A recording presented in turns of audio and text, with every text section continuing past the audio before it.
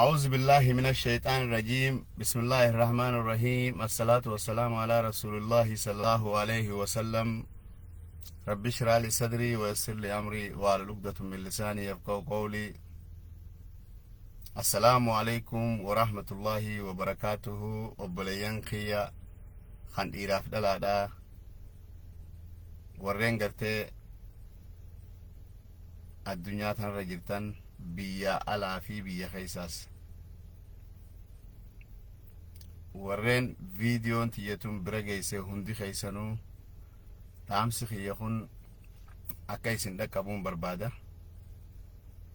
Obboleeyyan haalli biyya teenya keessatti deemu jiru hedduu gartee haala diinummaa, haala gartee dugugaa shanyiitu nurratti deemu jira. Osoo viidiyoo tiyyatana sheer waliif gootanii namni hedduun tokko gartee qoodarraa fudhatee hedduu dasna ja'a. Tanaaf sheer waliif godhaadha. Ittillee wal afeeraa galatoomaan isiniin ja'a warreen gartee waan kana gootan hundi keessanuu. Waan biltsiginaan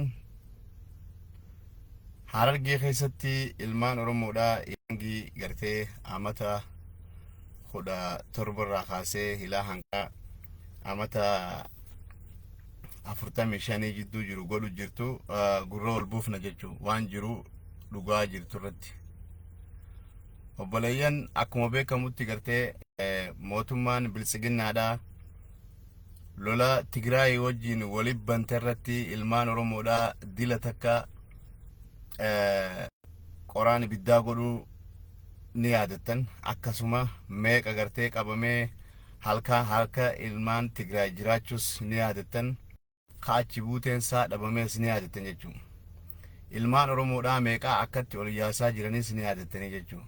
Wanni san bira dabree ilmaan Oromoodhaa biyya keessatti waan gartee isaan gaggeessuu jiran kana warreen balaaleeffatee waan kana hin qeeballu jaanii nuti hin deemnu asuma gartee biyyi keenya khatti dhalanne khatti guddanne yoo eeguu taates asuma eeyinaa diina biyya keenya irraa ja'an ijoollee akka gartee gaafa Mangistuu Hayilamaariyaam beeraawii jedhee ganda keessa deemee dirqiidhaan nama guuru ijoollee dirqiidhaan akka guuru jiran ijoolleen akka gartee biyyarraa facaatee gaara keessa jirtu keessattuu Harargee ilmaan Harargeedhaa akkuma jirutti ijoollee gartee amata 10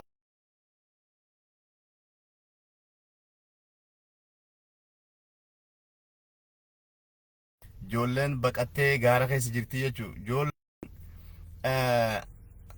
faamilii biraa halkanii guyyaa jala tumanii qaban uleen cafaqanii laaffisaa faamilii isaanii hidhatti guuranii ilmaan keessan bakka keessanii fidaa jecha doorsisa hamaatu ilmaan Oromoo irratti deemutti jira jechuudha. Dhaamsi kiyya kuni akka ilmaan Oromoodhaa Harargee biyya diiyaaspooraa kana keessa jiran gurra isaanii naaf dhaqqabuun barbaada. Hundi keessanuu gartee gurupuulee adda addaa keessa ka jiru keessatti sheer godhaa waliif wal dhaqqabsiisaa hadara dhaamsa kiyya. Eega mootummaan kun rakkoo akkanaa ilmaan Oromoo irraan gahuu kafidu taate fi ilmaan Oromoodhaa Harargeedhaa ka biyya diiyaaspooraa kana keessa jiru ilmaan isaanii akkanatti gartee biyya keessatti jiraachuu dadhaban kana lubbuun takka duutii hoggulama hin duutu maaliif ilmaan isaanii hin hidhachiifne? Eega gartee lolli lola taatee ilmaan isaanii maaliif hin hidhachiifne? Maaliif gartee meeshaa itti godhanii akka biltsiginnaa tana firraa kaaftu hin goone? Akkuma tanaa dabre isinii matti taayee danda'aadha. Amma durallee gartee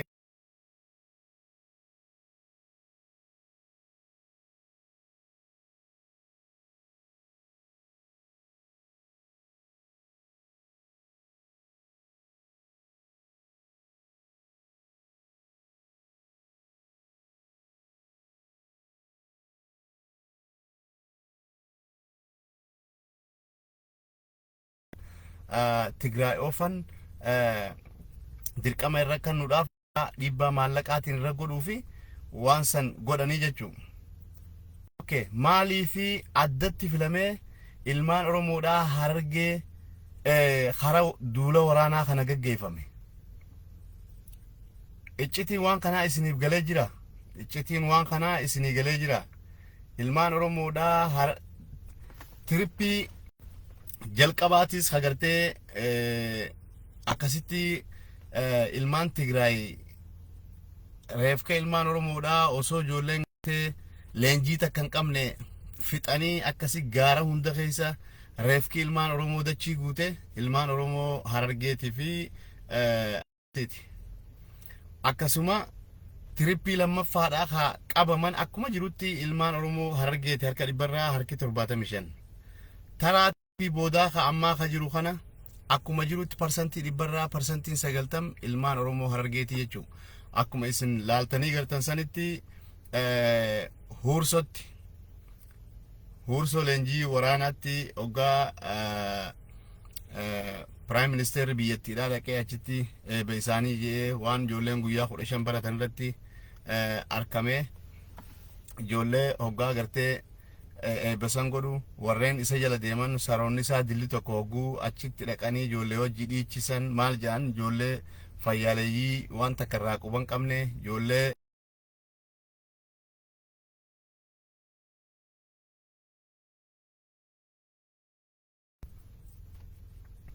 Oromoodhaa dallee naannoo Amaaraa godhuu ka barbaadan taate maaliif xiyyeeffannaan ilmaan Oromoo Harargee qofa irra godhame ilmaan Oromoo Harargee qofa kunoo biyya guutuu keessa namuutu gartee bikarraa dhuftanii qabdanii hubadhaa yoo gartee doorsisni qawwee jala tumanii ilmaan Oromoo cafaqaa kaan gartee makiina guuranii kaan ka ilkee irraa cabsan osoo isaan dura fiiguu ka qawwee jala dhawanii miila facaasan osoo isaan dura fiiguu ka qawweedhaan dhawanii ajjeesanii jira jechuudha Harargee keessatti.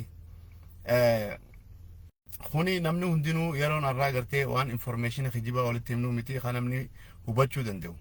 Tanaaf maalii fi wanni kun xiyyeeffannoon addaa kun irra godhamee waan kana godhu jiranii yoo keettan taate wanni xiyyeeffannoo addaa irra godhaniif yoo gartee dhoohinsi qeerroodha akka amma dura sanqalaa taate biyyattiin akka kaanittuu kuftee jirti kufaatii guddoo irra jirti.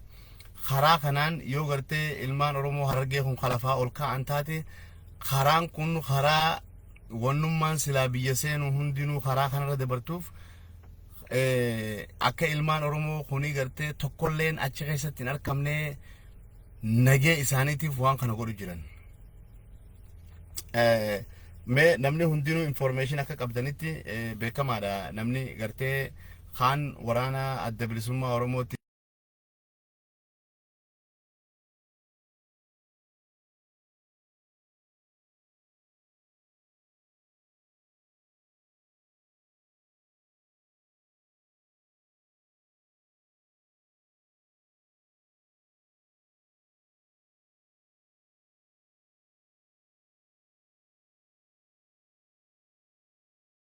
footoo kijibaa fuudhan nama isaanii qawwee harka kaayanii gaara gobeellee naqanii kaanis gartee mancaa harka guuranii baasanii akkanatti shanee qabnee waan jiru information maali olola guddaa gartee sodaachisa jechuudha. Kuni waan dhugaa irraa fagoo tahee nama qaban san eega akkas taate maaliif nama akkanaa kana qabnee ani mee maaliifi nama woboodhaa ka beekamu isin akka yaaddanitti wobootu harka bilisiginnaa seenaa ilmaan Oromoodhaa. Ilmaan Oromoodhaa kan meeshaa harkaa qabuutu qotee bulaan keenya mancaadhaan irraa gaara keessaa qabee galcha. Kuni waan hin fakkaanne jechuudha.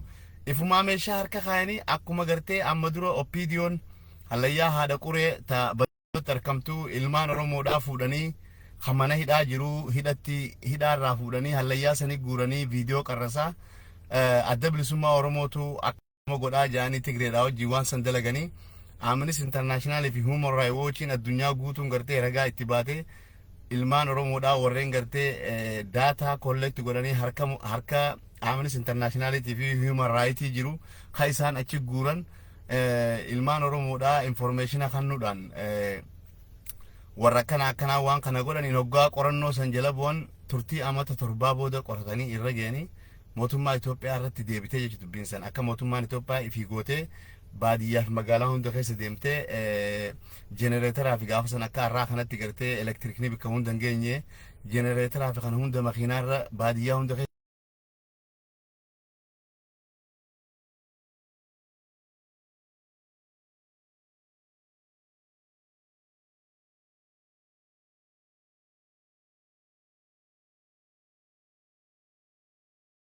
Oromoo waraana bilisummaa Oromoo ta'uu barbaadu fi itti deemuu barbaadu akka abdii muratee if waan kuni yaada bilisiginnaati namni keenya ni beeka waan bilisiginnaan arraan tana yaaddu namni keenya torbaan dabre yaadee bira dabare wanni arraan tana bilisiginnaan gartee olii gata oftutuni waan nama keenya biratti hin daleene ta'uu dhibbarraa dhibbatti namni keenyaas ni beeka isaan illee ni beekan walaakin ammoo ololli isaanii kuyyoo akkanaan kattifu futaate ilmaan Oromoo abdii murachisa yoo gartee olola kanaaf evidence giyaadhaan gabbaanee nuti warri gartee information waan kanaa dhibbarraa dhibba qabu ummata keenya nu hubachiifne tanaaf viidiyoolee nuti gartee gallakkifnu tanaaf share godhaadha hawaasa keenya addunyaarra jiru hunda bira haa geessu namni keenya gartee akka abdii hin muranne waan akkasii akka hin jirre akka hubatu takka talamaffaadha doorsisa ilmaan Oromoo irratti especially karaa gartee baha Oromiyaatti doorsisa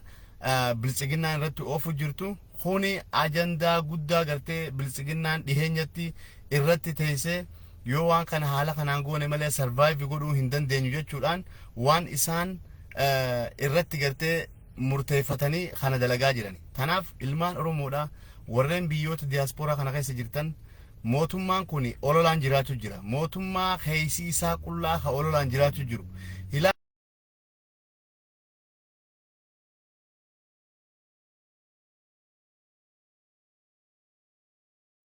ilmaan Oromoodha kasila amma dura Tigree akkasitti hidhattee biyya shororkeessu